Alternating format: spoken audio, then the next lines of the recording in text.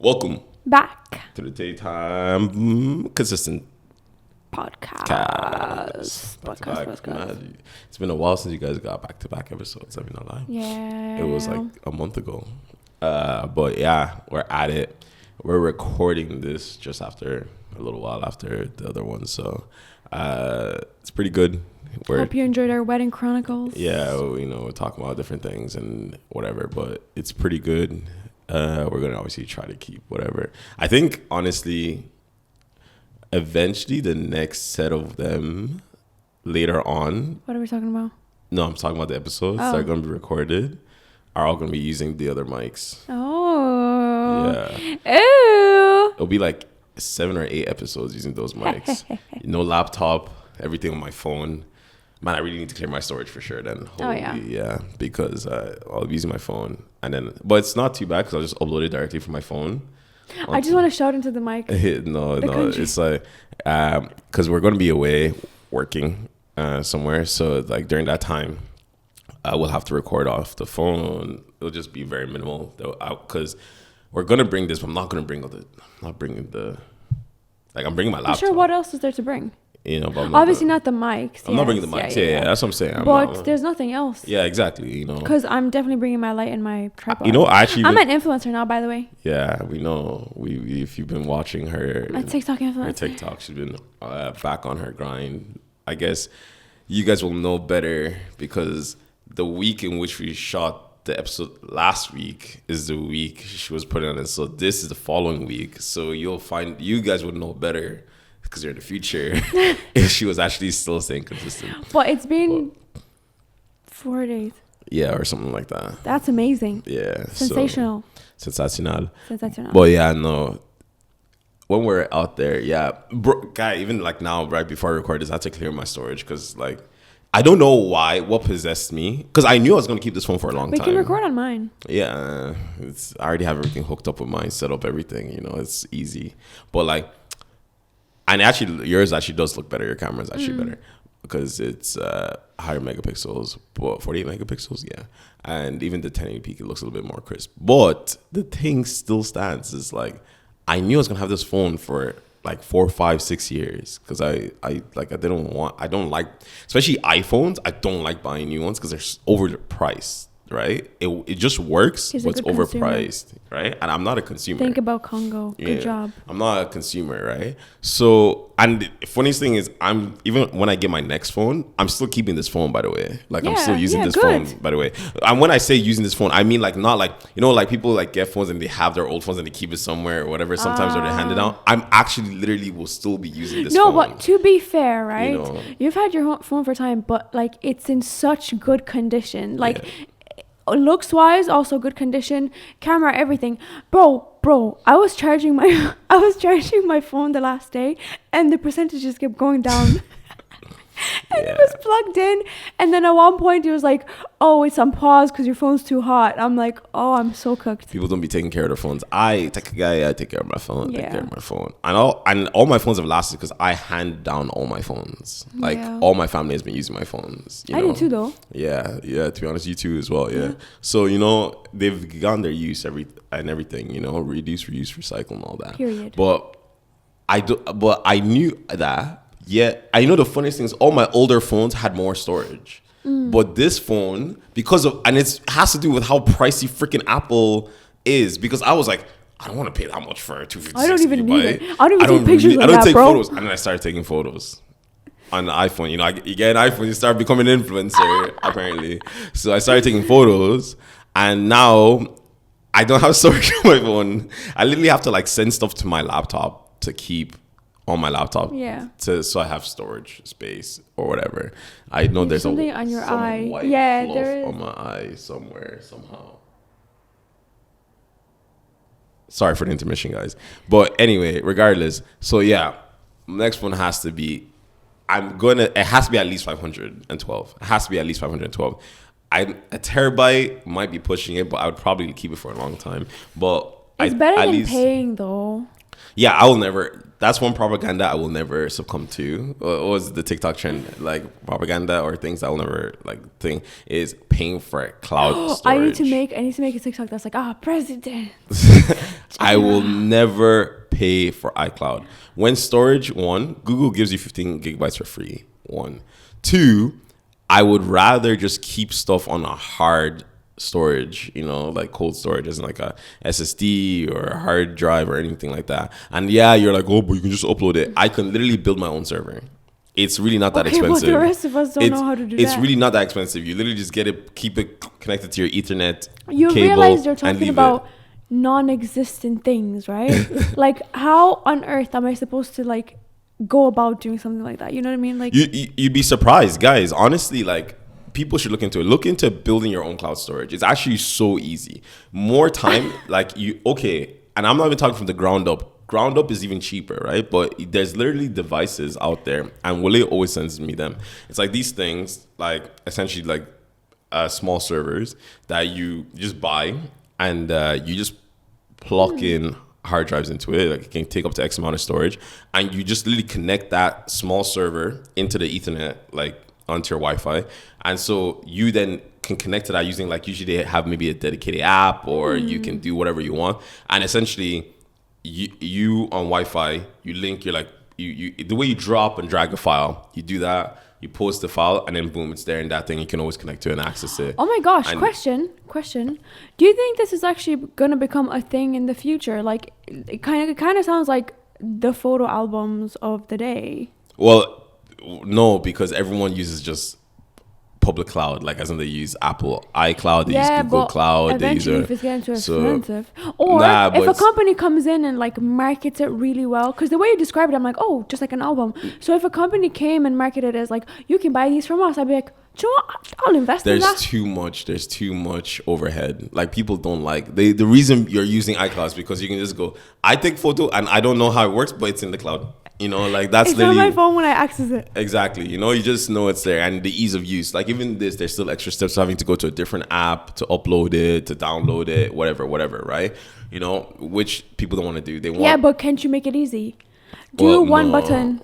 One button. No, it's not that easy. It's not that easy. You'll always need a different app. You can't natively put it into okay, that's fine. Well, you're the tech guy. You can't you can't put in the native Photos app on iPhone. No, I get okay, we can have a different. Yeah, sorry. Once again, back to it is hot, scary. So we have to leave the windows open so we can hear the whole outside world. No, but we can get a different app. Put really clear instructions. Download this app. Give me a QR code. I do that, and then you tell me exactly what I need to do, and I'll do it. Yeah, but still too many steps in comparison to I take photo. I don't have to think about it. Yeah, but then if I'm now paying, because I pay for storage. Yeah, but everyone's been doing it. Everyone pays for storage pretty much. Yeah, but if I don't have to, I'm telling you, a company will come in and market this really well. Once again, we'll listen to TikToks all the time. The amount of people, the only people who are doing it are people who are tech adjacent. People are normal, regular day people are not doing it. Unless it's marketed well. No matter how good the marketing, because there's too many steps to there's too many steps. This is what could make you the next millionaire. Once again, consumers, that's why they make as little friction as possible, because they know consumers are lazy, right? And you want as frictionless of experience as possible. Everyone wants everything to be streamlined, and now blah, streaming, whatever. But anyway, that is my storage issues and me or whatever. So next one I have has to be at least 112 gigabytes. I think that'll be enough because I already have 2 terabytes on this thing. So I'll start, obviously after a certain time I can transfer old things I know I'm not going to look at, whatever. So the only pain is having to transfer the stuff on the current phone to the new phone initially, but then after that it's fine. I'm not changing my phone every year. I'm in every latest iPhone. So, which is funny because the WDC did happen and they showed the iOS 26 to change the naming. So now they do it by year. So because technically the next iPhone 17 is coming out at the end of this year, which is the 2026 iPhone. So it's iOS 26, whatever. So, and the Apple Glass is pretty interesting. You didn't watch. What's a glass? That's what they're calling it. So liquid glass, sorry, is what they're calling it. The phone? No, the new interface, the new OS. So like it's like the way interactive, but that's too much tech nerdy stuff. We've gone way too far. It's already like 10 minutes in this thing, and it's like, 9 minutes or something. Well, people know what to expect. Anyway, one thing we have been, that's pop culture that might be a little bit relevant. Spoiler alert, I guess, maybe. Are we going to put a spoiler warning? What is it? For this? For Mobland? Oh, maybe. Like we don't have to talk about every single detail. Yeah. We'll try not to spoil. And then if there is a need to spoil, we'll do it. You know, Nicoletta is fanning herself for anyone who's listening because she's feeling hot as hell. But, you know, they do say you are what you are. So, you know. Oh, I don't get that. What am I? As in you're hot. Oh my God, that's a compliment. You know? over my head. Overhead. It wasn't a good one, that's why. Anyway, we have been obsessed. I'm so grateful. Shout out Dami. Telling us late, because all the episodes were out for season 1 by the time we went to go watch it, and we got to watch all 10 episodes in one go. And oh my God, is the show fantastic. So good. Come on, talk to us. They've just been hearing my voice for the last 9 minutes. Talk to us. No. It's honestly, it's so good. Like, it's a little bit annoying because you can only watch it on Paramount or something. Or yeah, well, depending where you are in the world, yeah. There's obviously some streaming provider provides it. I thought it was meant to be on Prime. It's meant to be on Prime and some other, I don't know. Yeah, like it really depends where you are in the world. But basically, it's about this like British/Irish like mafia. Gangs, yeah, whatever. It's kind of drug cartels, like. Yeah, yes. Do you know what's so crazy? Oh my God, that just kind of goes to show how like deep racism is. But the way it's like, oh, you know, you think of white men, like old white men, and you wouldn't be like, oh, you know, drug gangs or whatever. You'd call them mafia. Yeah. You know, or whatever. But they're gangsters. Like. Yeah, exactly. Irish gangsters, British gangsters, you know. But yeah, no, it's so good. The actors are phenomenal. I love seeing that like bit of British and Irish like on screen. I wish it got more publicity because I feel like I've only heard from your friends about it. I haven't seen like, you know, TikToks about it or whatever. Yeah. But yeah. Well, that's what we're here to do, isn't it? It is very good, honestly, and it's pretty interesting. So, Pierce Brosnan, who, for most of you who know that name, know that that's 007. Oh, I was like, that's not somebody bad. James Bond, the previous James Bond, before the current James Bond. He's one of the lead in it. He's playing himself as an Irishman, as an Irish gangster, and it's pretty good. Him, his wife Maeve, his son Kevin, Harry, and then there's all these people involved.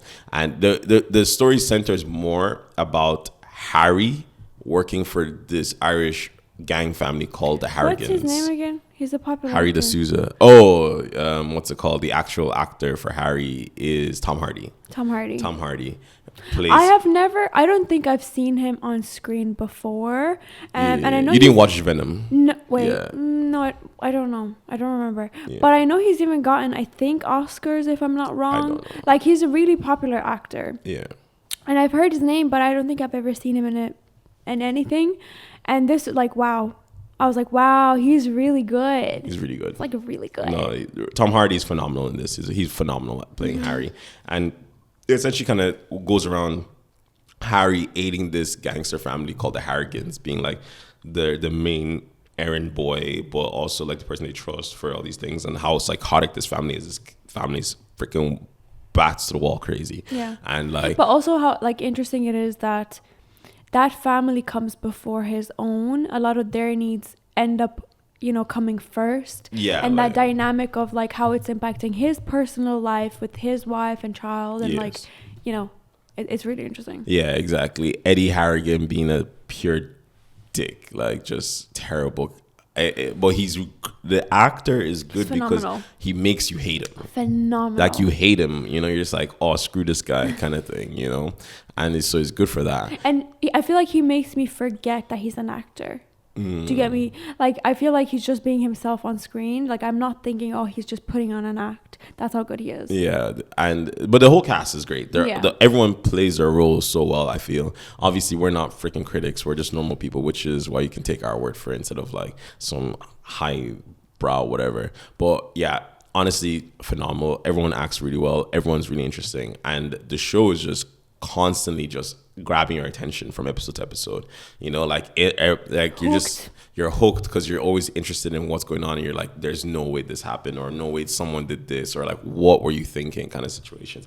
And I do like obviously, once again, like what are they called, them lads in Ireland would love to say it, like, you know, like they're like, you're not Irish. And obviously I'm not Irish, I'm Nigerian, but like I grew up in Ireland for long enough to know that like it feels like the Irish people in the show feel Irish. Do you get me? Yeah. You know, like, and like, if you want to say more Dublin anyway, like, you know, because Ireland's a big place and everything, but they're definitely Dubliners, you know, without a doubt.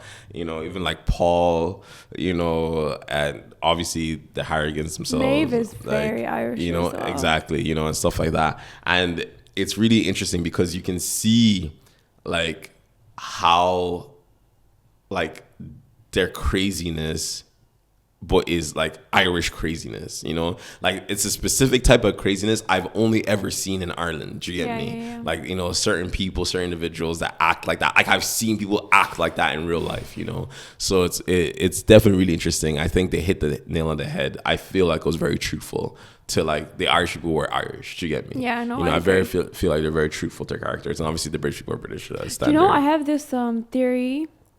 I feel like I'm so right. But...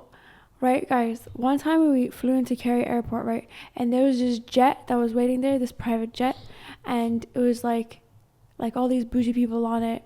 We couldn't really see, but I have a feeling that Mobland cast was on that. Why? It makes no sense. I feel like I'm right. Kerry Airport always has VIPs flying in and out. They were probably shooting something there. No, I don't think so. I think so. I don't think so at all. We'll see. Like, and obviously it would make no sense because it would be in Dublin. It wouldn't be in Kerry. So. I think their house is probably in Kerry. No, it's in Dublin. We'll see. It's in Dublin. It's Dublin anyway.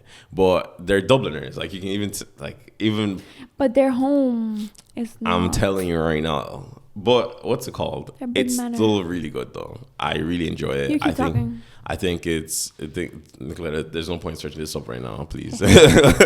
But anyway, so I think it's really interesting. I think the show would give it a recommendation. I don't know what I'd rate it because I've never actually thought about rating it, but I think it is definitely something very worth watching. I agree, and it's constantly like, I feel like we're constantly like something to look forward to. I'm a bit sad that it's over now. Yeah. But I also love that I think it was a weekly release for episodes, which also makes it more interesting.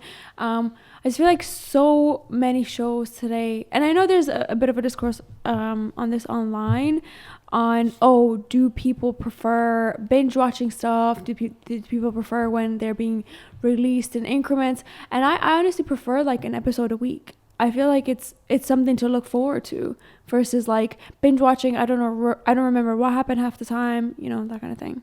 Yeah, no, I think it depends on the show. Like, for example, I think for me, I do enjoy watching weekly releases of anime, assuming I have an anime to watch every day, at least I look forward to. So like it kind of spreads it out. Because sometimes when I watch a whole anime through, I'm just like, oh my God, I'm just tired and bored of it the whole time, you know. But then I knew if I was watching it weekly, it wouldn't feel as long. Yeah. Do you get me? Yeah. So I think, yeah, that definitely does matter. And obviously, but yeah, more of the story is... I checked. It's in England. It's not even in Ireland. No duh. But what's it called? More of the story, still go watch Mobland. And kind of talking about like how people are talking about things all the time is very interestingly right now. You've probably seen your feed if you live anywhere in Europe right now. Fête de la Musique. Fête de la Musique. In Paris has been going crazy. I'm not jealous. I don't have any FOMO. I don't care. Like, it's not even that good. These anyway. are your people, man. You're on French TikTok. You live on French TikTok. I'm on French TikTok. That's not even a joke. Which is so funny because like I literally get pure French TikTok where all the comments are French. Everything is French. It's literally like someone in France posting and everyone, and I'm just that random straggler there, you know. But no, Fête de la Musique happened. I love the TikToks where like, oh, going to Fête de la Musique on vibes, knowing 2 French songs and wesh. That's it. You know, honestly, but like it looks lit. It looked lit. It looked like everyone had a really good time from the get-go. And obviously there was a lot of discourse there though. There's a lot of discourse there about them not wanting the Brits over, or them the Parisian girls and the UK girlies had a little bit of beef, where the Parisian girls were throwing digs at the UK girlies, saying like, oh, you guys think it's Coachella, you guys think it's a runway show, you guys are so pathetic, like you're doing all this, like essentially like girls would, like UK girls would be like, oh, like my hair I want to do for Fête de la Musique, or like the fit I want to do for Fête de la Musique, and they'd have like Parisian girls in there obviously typing in French, being like, oh, look at these clowns, whatever. That was a whole thing, and a lot of people were like, yo, girlies, let's relax, you know, love. You know, like, you know, all they want to do is just lip some French boys, you know, like they're like, you know, it's or not just enjoy the music. Yeah, you know, and just because, and for context, for anyone who doesn't know, Fête de la Musique is a massive block party in Paris, specifically on the 21st of June, where essentially different districts in different parts of Paris just turn into a massive block where like there's speakers outside playing music, blaring music, whatever. And so like it was pretty good, big last year, and then now but it's this big year's massive amongst the black culture though, right? Yeah, well, no, it's big amongst all people in Paris. Like it's a massive thing. I think they mainly play like Afrobeat. No, they play French. All French like music, like and techno and so on and so forth. Techno. Yeah, the massive techno. Come on, this is mainland Europe. But I don't techno expect. dominance. Hold on, I would never expect techno at a block party. No, but techno dominates in mainland Europe. It like in like what are those boiler room or something? Like boiler rooms, yeah, and like everyone goes to boiler rooms. Why outside? Germany, France, everywhere they love it. They love techno. They Get love off the EDM. Streets. They love Go it. to your little room. They love it. It's really only like even in the UK they love techno, and in Ireland they love techno. To be honest, Europe loves techno. Europe loves techno. The only place like it's because American music is so popularized, and it is the popular form of music. It's better. Yeah, but if you remove it, techno is freaking massive. Like, you know, everywhere loves techno in Europe. Like Europe loves techno. You know, lots of people love techno, so it's really interesting. What you? Yeah. But yeah, so obviously, like most block parties would be like techno. Bit of everything. No, they'd be techno. Majority of block parties for Fête de la Musique are techno. Like, you know, like. Do they block off the streets? Like, yeah, like people, like they wouldn't even have a choice anyway. Like the street is literally locked off with people, like so many people in different parts, you know. So it's pretty interesting. You have lots of different local DJs and playing and different things. So it's a pretty cool thing to see. And obviously, like it just became a massive thing. People, I saw TikToks of Germans, Spaniards, different people going like, "Oh yeah, we're here at Fête de la Musique." I'm like, damn, everyone's out but there. But they're beefing with the British specifically. You know? Yeah, because the British people were the ones who made it into a thing. Like on our side, you know, as in like they made it into a thing. They're like, "Oh, let's all go." And especially when the French people said, "Don't come." They're like, now we have to go. No, we must. Now we have to go. So you were talking about the, you know, clowning out the girls for dressing up, doing too much. Yeah. What do you think of that? I think it made no sense. Like it was so petty. Like I don't understand why even the Parisian girls. Like once again, obviously, if you were to compare France, even as a whole, like even if you wanted to compare, like I know Paris is known as like quote unquote fashion city. Paris Fashion Week is on literally the same week as Fête de la Musique, by the way, and like, you know, so on and so forth. But you have to remember the like fashion, especially for women in Paris. Let's use Paris because it's the one I actually know well. Versus like London is so different. As in like and we're not even talking about clothes, right? We're talking about like makeup and stuff, like the whole thing, like. Women are very much more quote unquote, and I hate using the word like quote unquote, feel more natural over in like France, right? In Paris particularly, as in like they go for a more natural look. Like I'm not saying they're not wearing makeup, but it's definitely more of a more natural look versus the UK. And to be honest, not even just London. You can say this is the UK as a whole. Even Ireland threw them into the mix too. Baddies. You know, it's very heavy makeup in comparison. You know, and like trying to really dress up for events. Like it's a very big thing. Like we're known for different that. Outfits, you know, very like flashy, so on and so forth. Whereas in France, as I said, Paris is very chill, very like natural. Come the way you are, just, you know, go enjoy. You could still be stylish, but you know, it's not. You're not trying to do too much, kind of thing, right? So which is really cool. I do enjoy it. Me personally, I do think fashion wise, I would align more with the Parisian scene. I'm more of a person who feels like I like dressing well, but just dressing like, essentially, like I look at my closet, I'm like, this works, and go, right? And instead of trying to think of like, I want to, like, the man then being like, oh, like with the Goya, with the this, what are you saying, Gara, like with the Goya, with the this, or the that, with the chain, with the ice, whatever.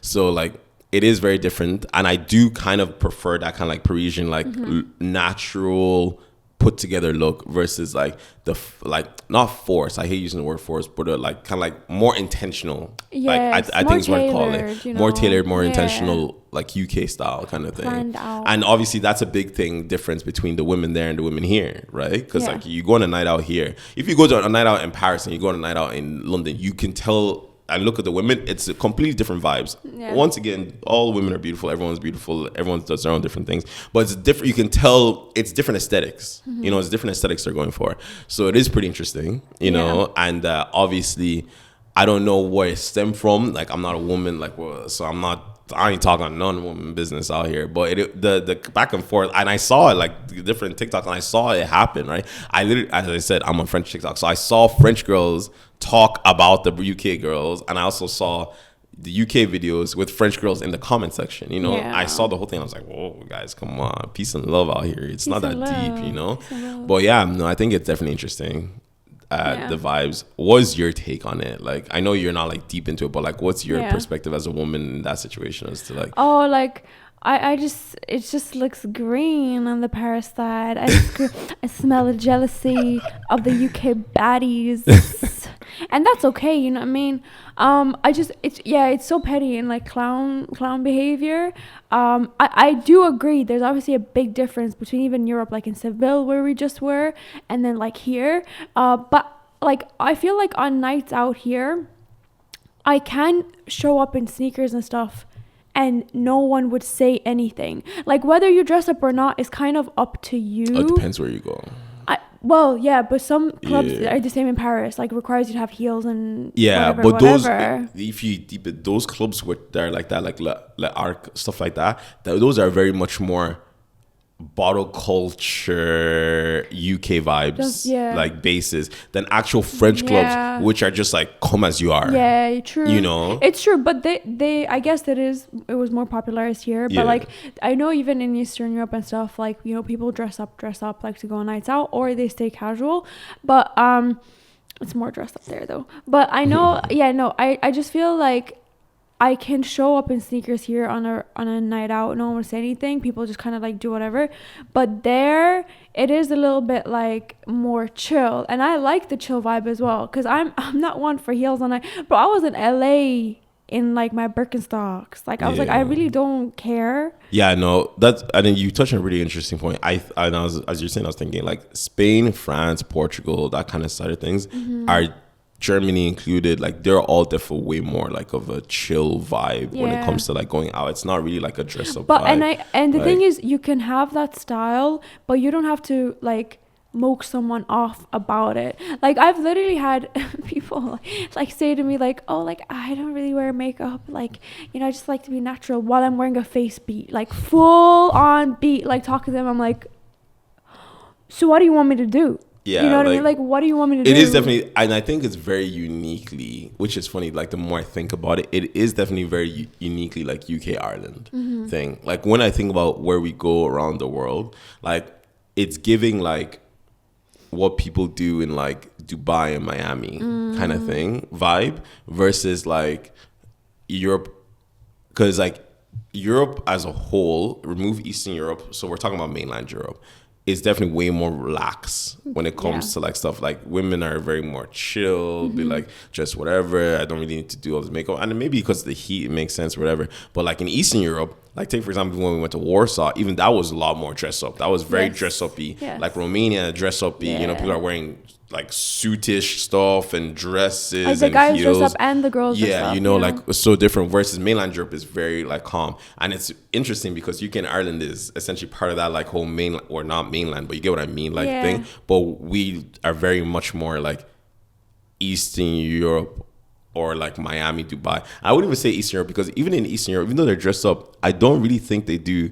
It depends. Is it heavy makeup? I don't really notice. The girls love their makeup. So maybe it's just like, it's just interesting that like mainland Europe is kind of caked in between. Yeah. Funny.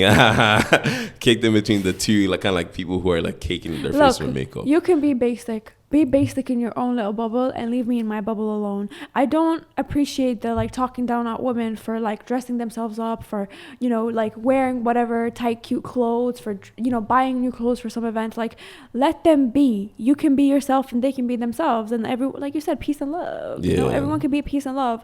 But this whole clowning stuff is not it. All right. But then what's your take on this kind of like, we've already seen it for a lot of things of like TikTok hyping things, right? And then it feels, do you feel like it kind of dilutes the authenticity of something? Like, for example, Fête, Musique is very like French, very like Parisian specifically, as in like it's a very Parisian thing. And like obviously for them, some people felt threatened, like, of all these people trying to make it a whole different thing that's not, you know, like they don't want these UK people coming in making a whole different vibe from what is an authentic vibe for them growing up, right? So like, what do you think like about that whole thing? And we've seen it happen, like take for Afro Nation happen like that as well. You know, Afro Nation now is completely different from Afro Nation. Portimao is not Portimao what it used to be. It's not the same what it was before, you know, and stuff like that. And it's kind of like, and it's not, and once again, we can't blame TikTok. This is just social media as a whole. Like, we're just using TikTok because that's the revenue, the stream that we go through, right? Majority of the time. But what do you think about like this kind of like globalization of events? This like globalization events, because like obviously something that's very unique to someone's culture, even 30 December in Nigeria, just completely different now, obviously, from where it was, like stuff like that. Like, what do you think about this globalization of events, of like something getting hyped and then everyone else comes in? And like it just. Do you know what my thing is? Like people will always be upset. There will always be people upset. That's without a doubt, right? But the main thing of this is like, these are generally tourists that go over and leave, right? It's not like people that are taking over your country. That's a different discourse. We're not going to get into that. But I feel like you're getting tourism in your country. You get to share your culture. You get people to see your culture differently.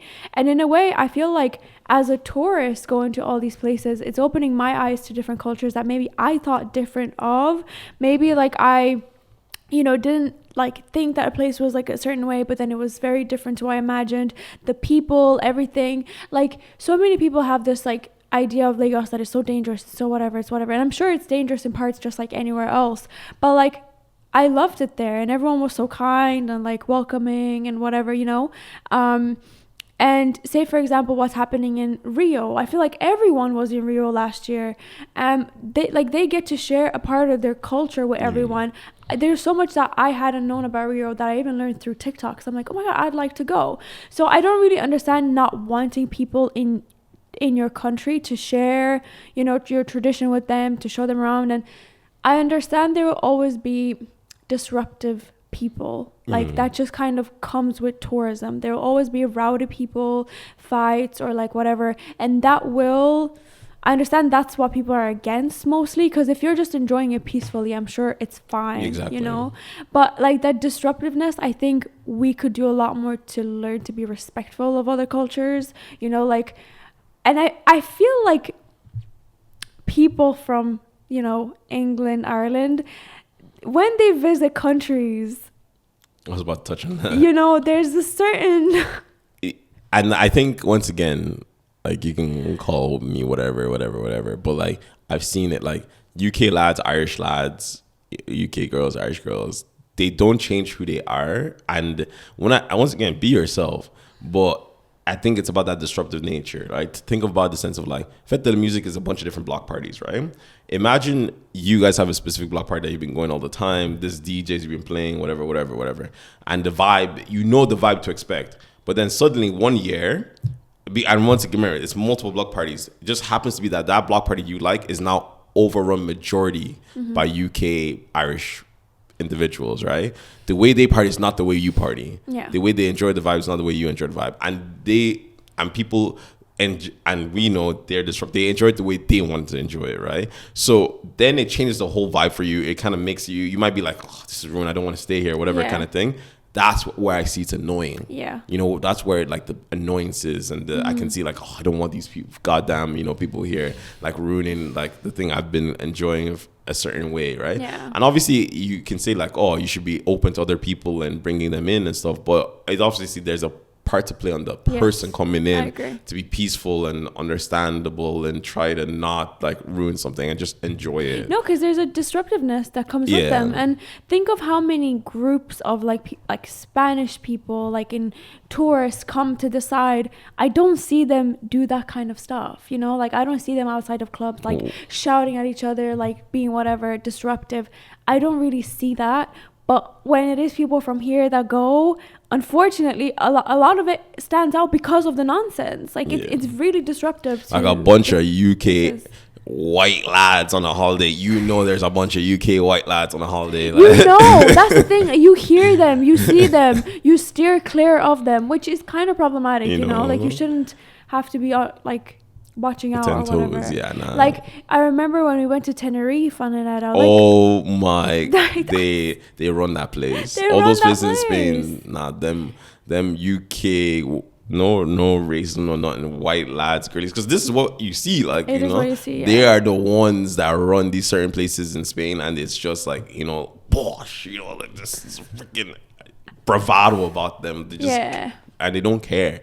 And once again, like you do you, but at the same time, it's kind of like be respectful of the people around you as well. You know, it's interesting, and I think stuff like that is why I can understand why like the Parisians would be mad as well. It's like embrace their culture as it is. It doesn't matter what they look like. Okay, they can have a full beat, hair done, whatever, but like just be respectful. Yeah, no, I fully agree, and no, I think that's a pretty good point to leave off. I think what you guys should do is tell us some things that you like, some things that you like and you like the way it is, and how you would feel if like a group of tourists were to come and ruin that little thing that you've been doing for X amount of years, you know, kind of thing. Like say there's a specific park you like to go have your coffee in every day.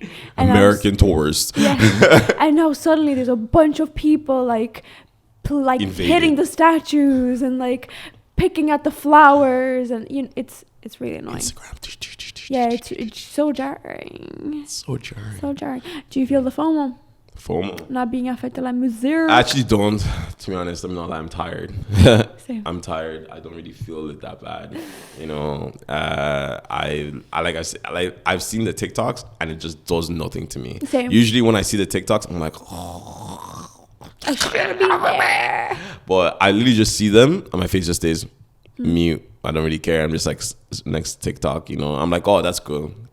Move on. Yeah. You know, I don't think I would have enjoyed as much, to be honest, right now. So I'm actually kind of glad I saved money there, you know. So happy with that. There was at one point he was like, okay, go research the accommodation and flights.